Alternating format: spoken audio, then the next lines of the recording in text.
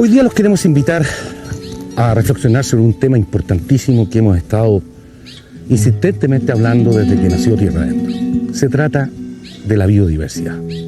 Lejos de ser un tema anecdótico hoy día, porque por un lado estamos frente a una situación grave en torno al cambio climático global y por otro, las necesidades de alimento. Resulta que hay que preocuparse ahora de esto que un tiempo se pensó más bien como patrimonio de algunos lugares, como incluso lo que dije anteriormente, anécdotas, productos raros, típicos de cada zona. Cuando hablamos de biodiversidad estamos hablando de un tema que tiene que ver con el equilibrio natural. Durante años el hombre, persiguiendo el tema de la alimentación fundamentalmente, fue provocando cambios en la estructura productiva que nos llevó a los monocultivos, que no son solo agrícolas, sino también forestales. Y hablar de monocultivos quizás resulte un poco complejo, pero en palabras simples significa producir masivamente un vegetal, en este caso, y reproducirlo a gran escala. Con ello, indudablemente, existen grandes riesgos, como por ejemplo las plagas, enfermedades y otras cosas, que al atacar a estos individuos tan similares unos a otros, tan cercanos, puede propagarse en forma muy rápida cualquiera de estos problemas. Cuando tenemos la biodiversidad presente en los lugares, es decir, cultivos diversos, vida diversa, la verdad es que ya está probado científicamente que estos problemas no son tan graves. Eso por un lado, pero por otro lado también estos cultivos industriales han arrasado con los productos propios y naturales de cada localidad. Porque le damos énfasis a esos cultivos que son obviamente más rentables en forma económica. Y así el planeta funcionó durante mucho tiempo, de ahí nació la famosa Revolución Verde, que suponía que en la medida que nosotros íbamos a tener mayores cultivos con menos plagas y producto de eso, mayores aplicaciones de pesticidas, etcétera, etcétera, íbamos a tener más alimentos y no íbamos a tener hambre en el mundo.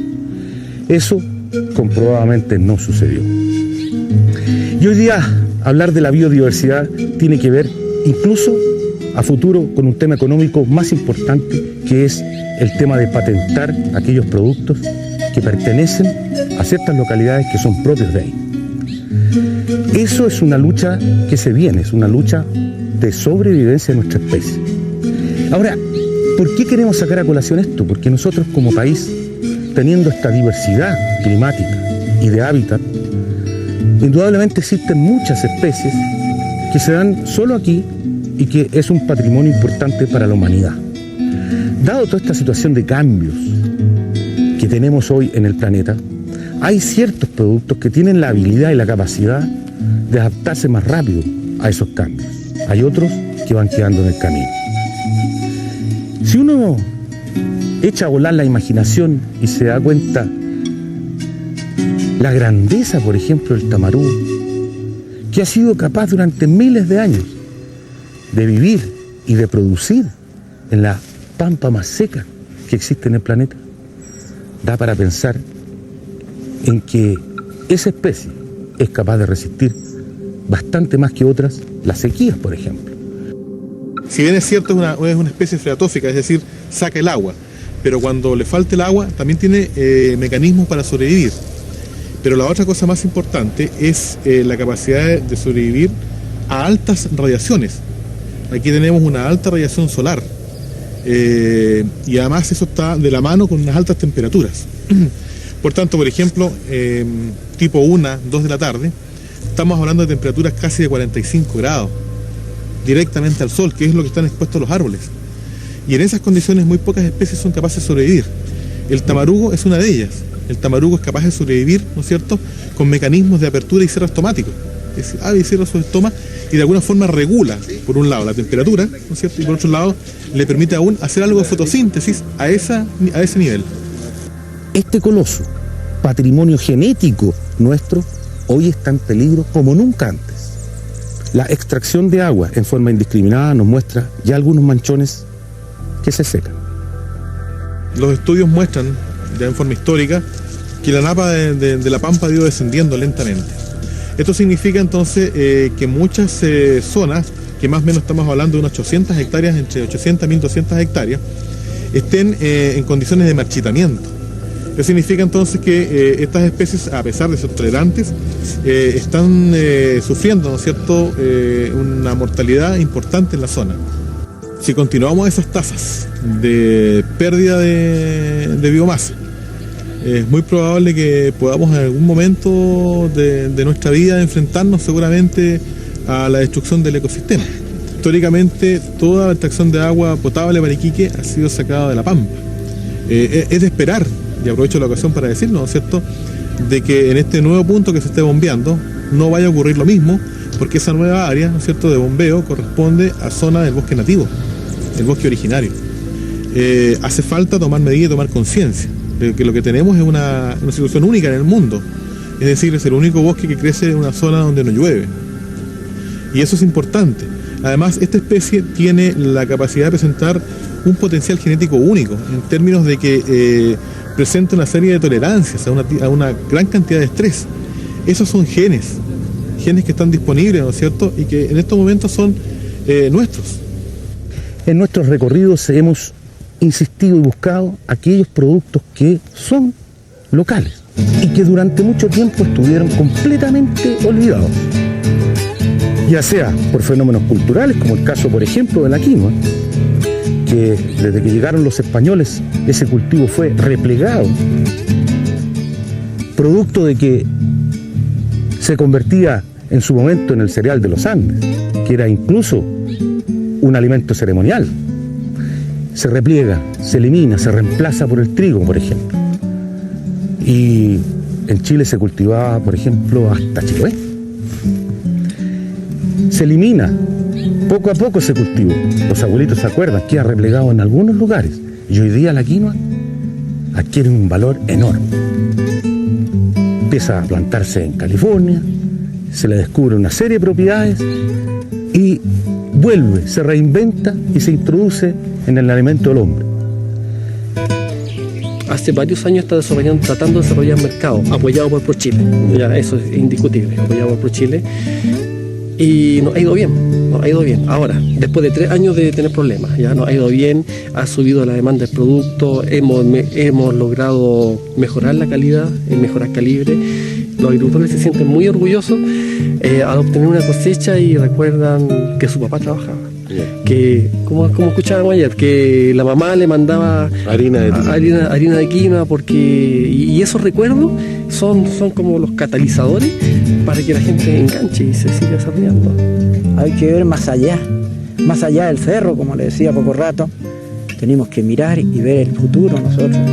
Indudablemente que yo creo que va a ser un producto que va a darse a conocer. Con denominación de origen. Exacto, con denominación de origen. Y yo creo que ya se está haciendo conocido Paredones, Pichilemu, como una zona apta para la producción de quinoa. Y yo creo que eso va a ser beneficioso para todos. O sea, de hecho hay mucha más gente interesada en producir quinoa ahora. Eso es lo que tenemos con este producto que es tan antiguo y que no se conocía, y ahora poder seguir dándolo a conocer, y que ojalá pudiéramos que los mismos colegios se interesaran en estos alimentos que le proporcionan a los niños. A lo mejor puede tener algún buen resultado para la juventud, un alimento más sano. Yo he detenido a los estudiantes de la Universidad de Santiago cuando iba a Santiago a la feria, y le decía a los chicos: deténganse aquí para que conversemos y le pregunten a los profesores qué significa la quinoa, qué es lo que es la quinoa. Deténganse, no pasen tan rápido, le decía yo. Se detenían los niños a conversar conmigo. ¿Y qué es lo que le explicaba a usted? Yo les explicaba que era un alimento total, que tenía muchas proteínas, que tenía mucha facilidad para estudiar, y le iba a dar mucha facilidad para estudiar. Y ese patrimonio genético está acá. Lo tenemos, lo hemos visto y también lo hemos descuidado. Y un poco ese es el tema que hoy día estamos tratando de levantar. Cómo no solamente cuidar las especies que nos pertenecen, sino también proyectarlas, investigar en ellas y, ojo, hacer que sean propias de estos pueblos, de estos lugares y de nuestra gente.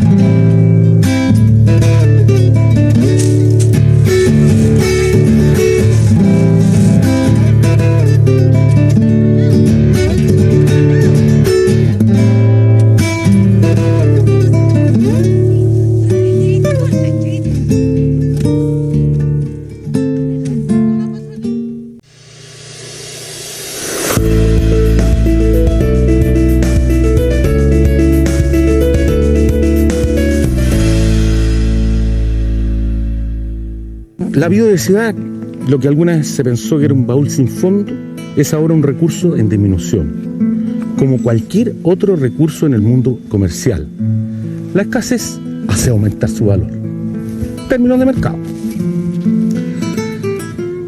La importancia económica de la biodiversidad, específicamente los genes y complejos de genes dentro de las diversas especies animales y vegetales, microorganismos y aún seres humanos, considerada como la materia prima de las nuevas biotecnologías, está aumentando. El control de la diversidad que aún existe tiene dimensiones tanto éticas como económicas. Entendamos esto. Si nosotros nos preocupamos de buscar esas cosas que son propias, locales, que tienen ciertas características, ya sea para la alimentación, la salud u otras cosas, alguien se las puede apropiar. Y el apropiarla significa patentarla. Y patentarla significa que después nosotros tenemos que pagar por eso.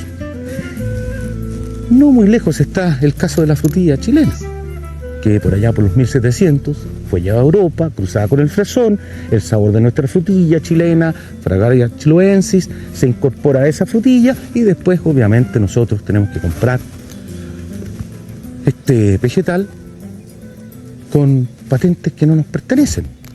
Todas las variedades comerciales de fresa que nosotros consumimos en todas partes del mundo tienen la mitad de su patrimonio genético de una planta chilena, que es la Fragaria chiloensis, que es esta planta que estamos viendo en este momento. Ahora, en otras palabras, nosotros aportamos el 50% de la base genética de todas las frutillas que hoy se consumen en el mundo.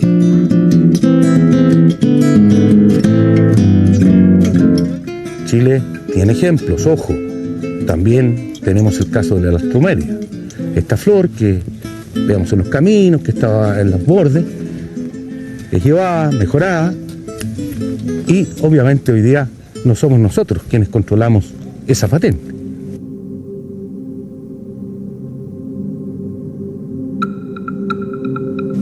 Estamos perdiendo como planeta, y gracias a la soberbia de nuestra especie, el 1% del bosque lluvioso cada año, el 2% de nuestra diversidad de los cultivos de cereales y el 5% de nuestra diversidad de razas de ganado. 70% de los arrecifes de coral ya no estarán antes de la mitad de este siglo. Entre un quinto y la mitad de todas las culturas rurales que existen hoy estarán extinguidas dentro de la próxima generación. Obviamente ustedes ven cómo la evolución ha ido haciendo que el mundo rural no solamente tenga el problema de la migración, sino que también cómo hemos ido ocupando en forma cada vez más violenta espacios que estaban destinados para producir.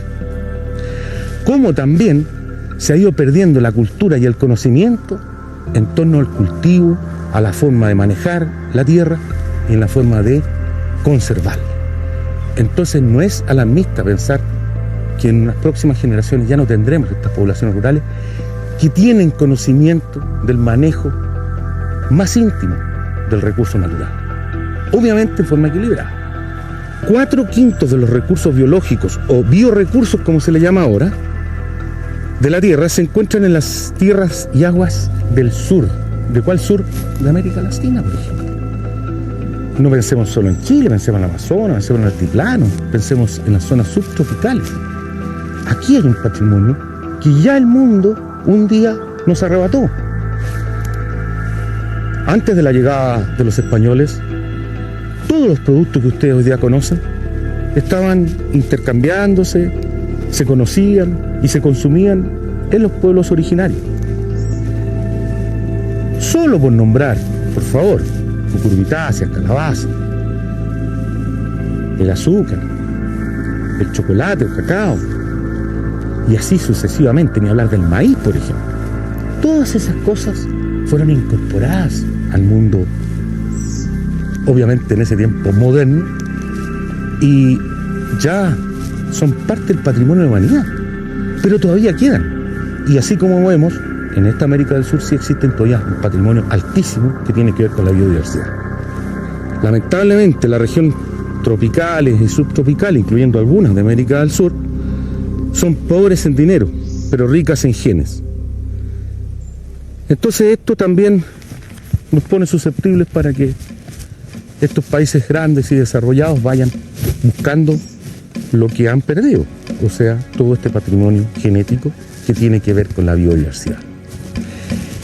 Sin ir más lejos, entre otros ejemplos que nosotros los pusimos en el tapete como programa, que después ya obviamente han pasado a ser de opinión pública, está la gallina araucana, quetro y coyonca, los huevos azules, comprobado que esas aves pertenecían a la cultura mapuche, y pertenecen, obviamente. Los tipos originales que formaron esta raza araucana eran dos. Es una gallina que mantenían los mapuches que se llama la coyonca, que no tiene cola y pone huevo azul, y otra gallina que se llaman los quetros, que sí tienen cola y tienen aretes, y no muchas de ellas ponían huevos azules. Entonces, la raza araucana surgió de un señor, don Rubén Bustos, que era se le llama, digamos, un patriarca de la avicultura nacional, y él había tomado estos dos tipos, las coyoncas y los quetros, que las había obtenido de comunidades mapuche. Del cacique Quiñenao obtuvo las coyoncas y del cacique Michique Toro Mellín obtuvo las quetros. Y él las estaba mezclando para que hubiera una gallina que tuviera todas las características, sin cola, huevo azul y el arete. Y esa gallina que él estaba haciendo en su casa, digamos, se la dio a conocer a Salvador Castelló, que era un español que la llevó al primer congreso de avicultura en La Haya, y la dio a conocer al mundo como esta curiosidad, digamos, y ahí surgió el nombre de la gallina araucana y todo. Pero es en el fondo la fusión de dos grupos distintos. Coyonca y quetro. Coyoncas y quetros. Entonces quizá eso es lo que nosotros deberíamos enfocarnos a conservar. Entonces, cuando nosotros queremos poner énfasis en eso y lo hemos mostrado, no hemos ido por el lado anecdótico. Ese es un patrimonio que le pertenece al pueblo mapuche. Por tanto, es importante no solo reproducirlo para que tengamos huevos azules, que la gente que los produzca gane más plata, sino que ahí hay que detrás hacer todo un trabajo legal que nos permita decir que efectivamente esa raza, esos animales pertenecen a este pueblo. Entendamos una cosa, y eso es bien importante, nosotros lo hemos planteado muchas veces, los agricultores del sur, de nuestra América del Sur, tienen un patrimonio que es mucho más grande del que imaginamos. Es cosa de pensar solamente que cuando estamos hablando de la cultura chinchorro, por ejemplo, en el Valle de Azapa, de las momias que hoy día dan vuelta al mundo como interesante, se da cuenta uno que además de haber momificado antes que los egipcios, ellos se alimentaban y domesticaron los cultivos. Ya los tenían domesticados. Muchos de ellos, incluso algunos cultivos semi-industriales, para poder hacer sus tejidos. ¿Por qué hemos olvidado esto? ¿Por qué no nos interesa profundizar más en estos temas? Porque obviamente siempre nos han inculcado que lo que viene de afuera, lo que está relacionado con el mundo desarrollado es mejor. Sin embargo, los textos son claros. Los agricultores del sur fueron los primeros en domesticar casi todas las especies de principales cultivos y especies ganaderas. Los agricultores compartieron y adaptaron estas especies a través de millones de microambientes mucho antes de la llamada era del mejoramiento científico del siglo XX. Cuando uno ve esto, en el norte por ejemplo, claro, uno dice, pero eso es muy antiguo, pertenece a una historia que ya se fue. La historia se fue y las personas que eran las que vivieron ahí, indudablemente quedan solo restos, pero los cultivos siguen estando. Tenemos la quinoa, tenemos el amaranto, tenemos otros cultivos vegetales importantes, la papa, y la forma de cultivar esto, que es la que conocemos y la que ustedes han ido conociendo a través del programa. ¿No será el momento de pensar en que no es solo anecdótico el tema y que es importante empezar a dedicarle el tiempo legal como país? Solo otro ejemplo. Nosotros estuvimos en Isla de Pascua. No una vez, hemos estado muchas veces con los amigos Rapa Nui, con los coros, con las nanú, con toda la gente que tiene que ver con esta cultura. Ahí hay un patrimonio genético impresionante, traído desde el tiempo de Jotumatúa. Ni hablar de la piña, del maute, del camote, del taro, elementos que son propios de la isla y que tienen una proyección importante, sobre todo para quienes habitan en esos lugares. Muchas veces incluso se ha cometido el error de llevar cultivos exógenos a esos lugares, donde no han resultado. Y no hemos puesto énfasis en aquellos que tienen que ver con esa biodiversidad tan importante de mantener. No solo por el tema cultural, como les dije en un inicio, sino que también hoy día por un tema de sobrevivencia.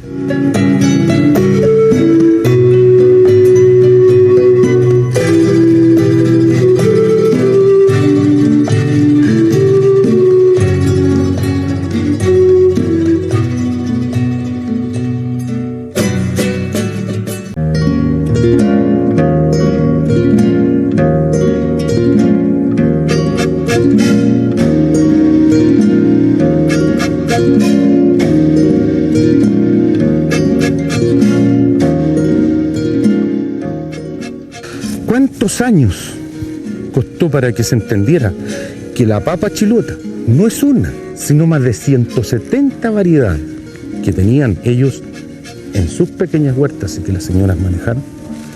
Resultaba ser algo increíblemente valioso.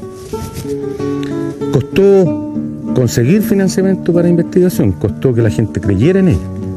Y hoy día ya tenemos resultados importantes. Uno va al Festival Costumbrista de Castro cuando es en febrero y se encuentra de nuevo con una cantidad impresionante de papas que antes uno no veía. ¿Por qué? Porque se le dijo al chilote, o él de alguna manera fue conducido a que había una papa que era para producir, que era para vender, y otra papa que era la que ocupaba él para comer. La de producción comenzó a tener mucha fuerza porque esa era la que se vendía, pero eran todas papas que venían de variedades no propias. Sin embargo, la papa chilota, que durante miles de años ha estado ahí, resultó que empezó a irse para atrás y quedarse en el olvido. Gracias a esfuerzos personales en un inicio y gente que tuvo visión, se recuperó. En el fondo aquí lo que se está planteando no solo un tema económico, es un tema también del derecho a la diversidad que la gente tiene. O sea, aquí estamos todos convencidos de que la papa es una sola papa, tiene un solo sabor, tiene un solo color. Y hay miles de papas con distintos sabores, distintos usos, y que los campesinos de Chiloé lo saben muy bien. Y ese es uno de los valores que nosotros buscamos, ese conocimiento acumulado, que es lo que se puede ofrecer a la gente que hoy día está buscando diferencias. La gente ya está cansada de que lo homogenicen, de que le ofrezcan siempre lo mismo. Y los campesinos, en este caso de Chiloé, en el tema de la papa, tienen una oferta, pero que es impresionante. Impresionante en conocimiento, en variedades de cultivo, que tienen atributos distintos y que son increíblemente atractivos. Y eso lo hemos probado nosotros en infinidad de veces, en pequeñas experiencias, pero que pueden ser el germen de una experiencia mayor, en que aquí se geste una oferta que pueda ser un eje económico para el futuro. las personas, lo que sea la papa nativa, que uno ya la tiene, la que la cuida, pues se pone más claro que la cuida. Estas son las cielitos. Estas son las celitas. Estas son cielitos. Y estas son las natalinas. Estas son las natalinas, ¿ves? Pero miren que son más grandes, ¿eh? Estas son natalinas. Estas son natalinas. Ya. Aquí un poquito más ya tenemos una diferencia Sí. de distintas papas. Estas son más primerizas. Estas son más primerizas. Esta es la rosada, que es la natalina. Y esto, cuénteme usted por qué tiene esa cantidad de 12. ¿Yo? Sí. Porque me gustan, las cuido porque me gustan, es una papa muy rica. Y yo la utilizo cada papa para su fin. Cada papa para su fin. Yo las que son para el horno las uso para el horno. Las que son para cazuela las dejo para cazuela. Las que son como uno aquí le nombra para mayo, la dejo para mayo. Cada una es Para mayo, hago Pero unas aquí no mayo. tenemos ni una, por ejemplo, Sí, Estas son para horno. Estas son para horno, estas. Claro. Y la otra, es la la guadacho negra también, esa también es para el horno. Ya. Esta es la quila. Esas son las moras. Ah, ya, esta es mora. Esas es moras. Los propietarios de la biodiversidad, en este caso hablando de la papa, son justamente los chilotes. Es un poco ratificar eso como sello nada más de denominación de origen. Los propietarios son propietarios de la diversidad y son propietarios también de un recurso que para la humanidad es trascendente y que muchas veces la gente no se da cuenta.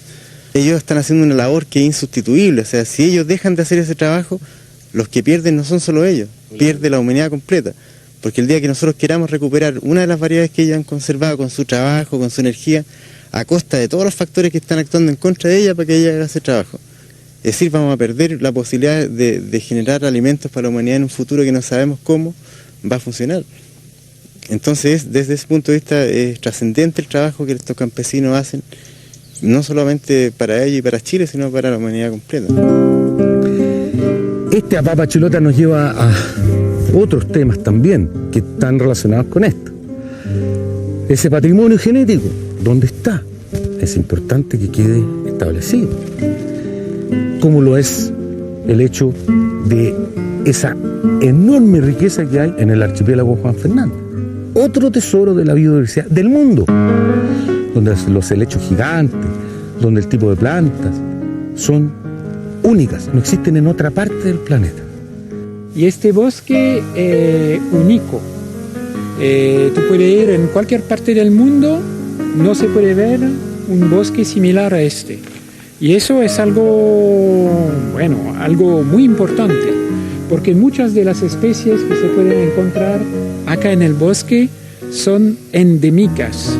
Endémica significa que se puede ver solamente acá, que existe solamente acá en el mundo. La importancia de esas plantas endémicas es que cada planta es como una pequeña empresa química y produce algunos químicos muy particulares. Y cada especie tiene esa facultad de producir moléculas particulares. Y nosotros, por ejemplo, como humanos, usamos las moléculas por nuestra farmacia, en la industria, en un montón de cosas. Así que plantas originales son como algo súper importante para el futuro. Es anecdótico para que lo vayamos a ver como turistas, ¿no? Indudablemente.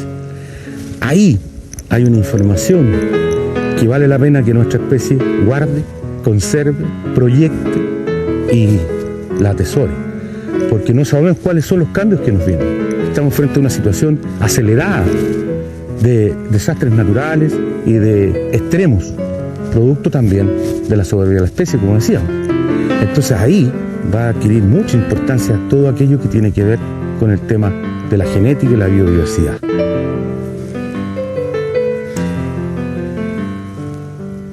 El mar, bueno, ahí podríamos estar hablando 3 programas sobre el tema de la diversidad y las posibilidades que tenemos como país. No solo lo que se refiere a la especie que estamos acostumbrados a consumir, como pescados, como mariscos, etc. Algas.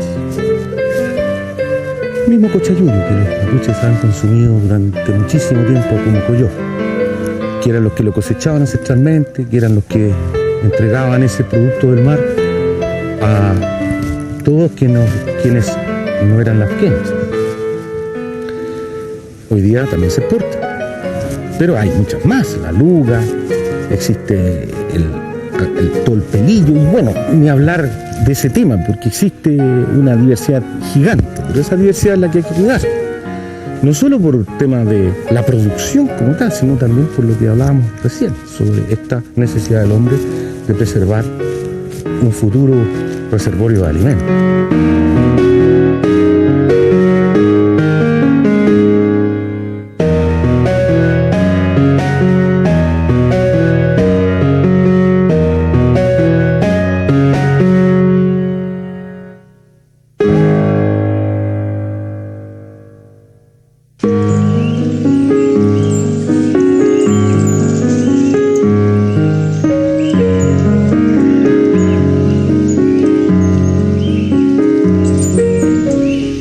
En Chile la diversidad es amplia.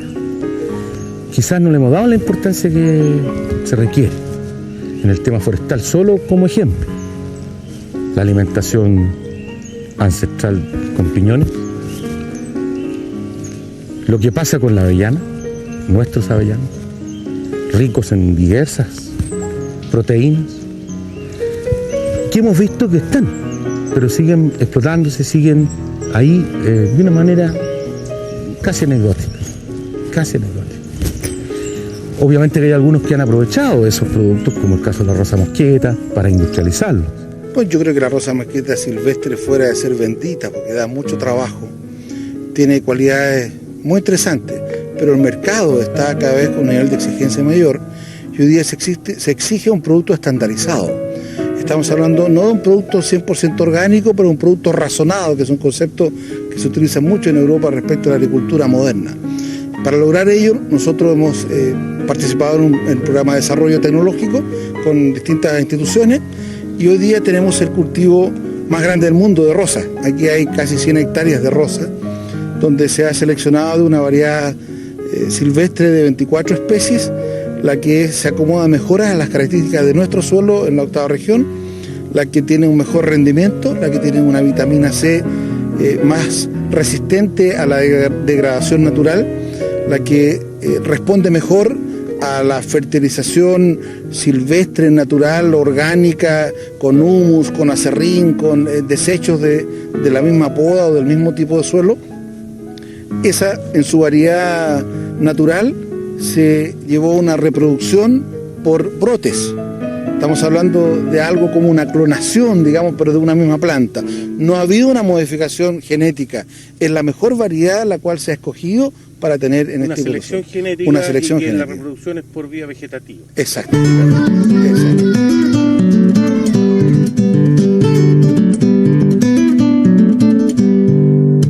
Hoy día la murta, que de ser la mutilla o murta, hoy día ya se está cultivando, gracias a Dios, hace un proyecto que es el que generó Línea en Carillanca, en que hay preocupación por ese tema y empezó a surgir ya inquietudes sobre la posibilidad de cultivarlo e introducirlo en diversas otras cosas, porque tiene propiedades importantes. La murta, dentro de sus ecotipos pueden haber algunos con muy altos contenidos de azúcares, que son importantes para la industria, altos contenidos de ácido ascórbico, que es la vitamina C, que también es interesante desde el punto de vista de la industria y el consumo, y otros elementos que se han ido sumando a partir de distintas investigaciones, ya sea la que ha ido realizando Línea u otras entidades como universidades, que han demostrado, por ejemplo, su capacidad antioxidante, lo cual ha tenido un fuerte impacto, ya que hoy día, claro, se buscan nuevas alternativas, pero también se buscan alternativas que vayan de acuerdo a las necesidades de la salud humana. Y hoy día el tema de los antioxidantes tienen mucho valor en todo orden de cosas, y la murta se suma a este listado de productos con alta capacidad antioxidante y que podría ser recomendado, y estudios así lo avalan. Entonces, desde ese punto de vista, la industria se ha ido diversificando y ya no solo le interesa las mermeladas y alguna repostería tradicional, sino que están las conservas, los licores, la chocolatería. ¿Por qué no decir a futuro la industria láctea, que también sería un importante aditivo para lo que son yogur, leche y ese tipo de cosas? En el área gastronómica también se ha ido incluyendo el uso de la murta en la repostería.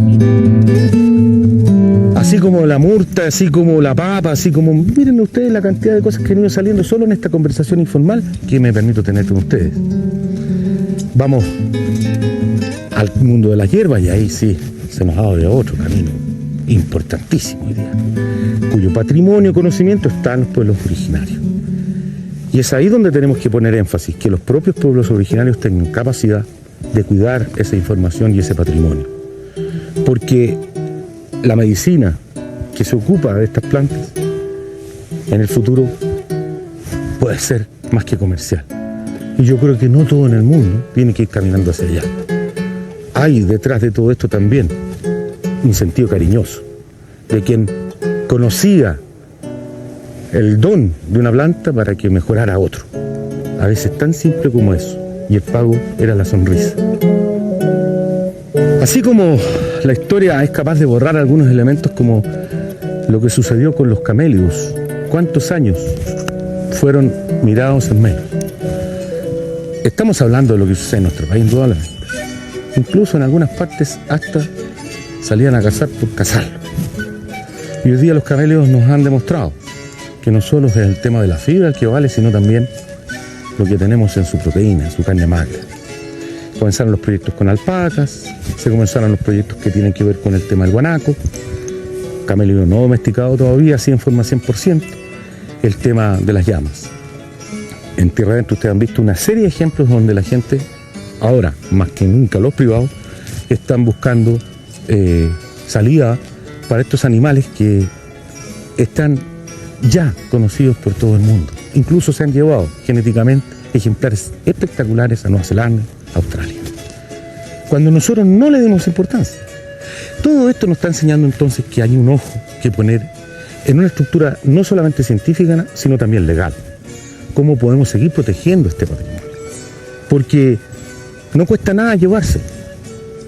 Y la verdad que a mí no me importaría si se lo llevaran con fines absolutamente, yo diría, altruistas, benéficos. Lamentablemente lo que se va nos vuelve después con un costo.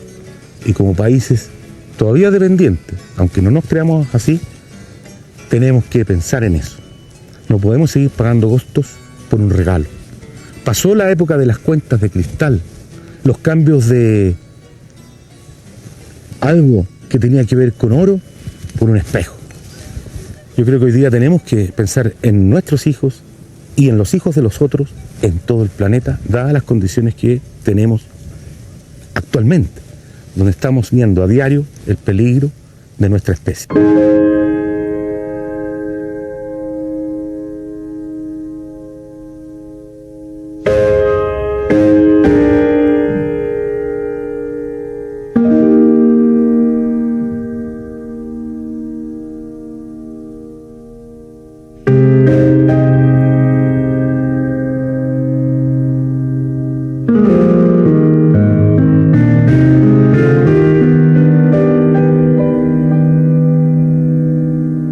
Indudablemente que hay ejemplos importantes. En Chile tenemos el caso también de las leucocorines, estas flores que nacen del desierto, donde se ha hecho un trabajo serio sobre eso y ya tenemos flores propias. En general, el preservar el recurso genético de un país es muy importante desde un punto de vista tanto ecológico como de un punto de vista también práctico. En lo práctico estoy refiriéndome a que el país tiene que hacer uso de sus recursos de una forma lógica, sensible al medio ambiente y con una mira de futuro de tratar de preservar ese recurso para sus futuras generaciones. Nosotros en Chile, debido a que Chile tiene una geografía tan loca, ¿no? Tenemos todos los extremos de calor, de frío, de altura, de salinidad. En esos ambientes hay una gran especiación en Chile, tanto en las plantas como en otros seres. Y esa gran variación genética, ese gran recurso genético, la biodiversidad chilena es algo realmente especial. Chile es un país inmensamente rico en material genético y especialmente en plantas bulbosas. Después de Sudáfrica está la Comunidad Económica Europea o la Unión Europea y Chile como país en diversidad de plantas bulbosas. Nos costó muchísimo convencer a la gente de que era un proyecto viable y rentable. De hecho, la primera vez que lo presentamos tuvimos que camuflarlo entre medio de otras 2 especies de flores para que los flujos salieran positivos y todo, porque esta es una apuesta muy futurista. Todo lo que es mejoramiento genético tiene mucho tiempo. Yo contaba el otro día en una reunión que los países sumamente desarrollados como Holanda en la cosa de los bulbos o Francia, que tienen líneas de mejoramiento genético fuerte, se demoran 18 años en tener una variedad nueva de tulipán. Nosotros en esta especie no sabíamos cuánto nos íbamos a demorar, teníamos miles de dudas en las cosas agronómicas que ya han comentado los otros investigadores, por lo tanto podríamos habernos tomado aún mucho más de los 18 años. Pero igual es un tiempo de siembra, porque uno aporta un posible negocio, un mantener la biodiversidad. Yo creo que con el tiempo el poder de las grandes empresas va a ser genético. Y además podemos conservarla, porque la gente la va a cuidar cuando sepa que es un buen negocio.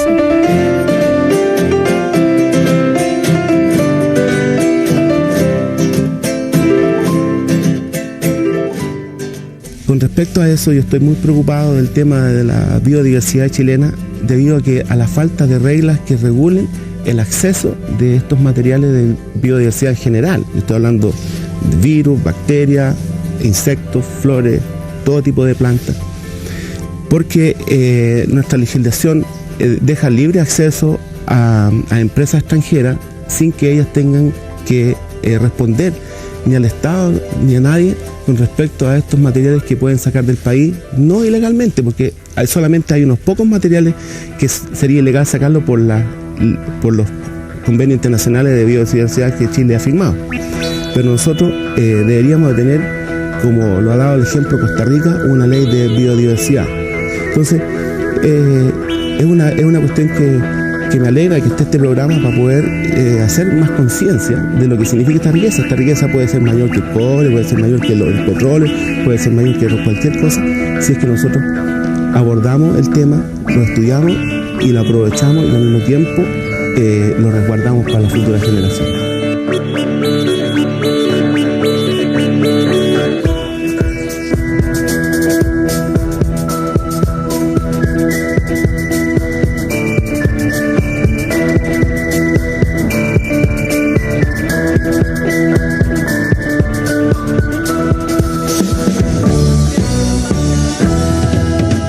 Podríamos seguir, como le digo, eternamente hablando de este tema. Pero lo que queremos enfatizar es que sí Chile tiene una diversidad importante que hay que cuidar. Es que sí Chile debe tomar cartas en el asunto. Debemos preocuparnos de investigar más sobre lo que tenemos, crear más cosas y seguir creyendo en lo nuestro. De una vez por todas, en lo nuestro, lo que más vamos a saber hacer en el futuro. No perder nuestra cultura que está relacionada con la tierra, no perder estas especies. Y no digo que tengamos a la gente como museo viviente, porque eso no es la idea. Es aprovechar los conocimientos ancestrales, es aprovechar el conocimiento del agricultor, es aprovechar los conocimientos científicos para unir y mezclar eso y presentarlo al mundo como un patrimonio nacional. Alguien un día lo agradecerá.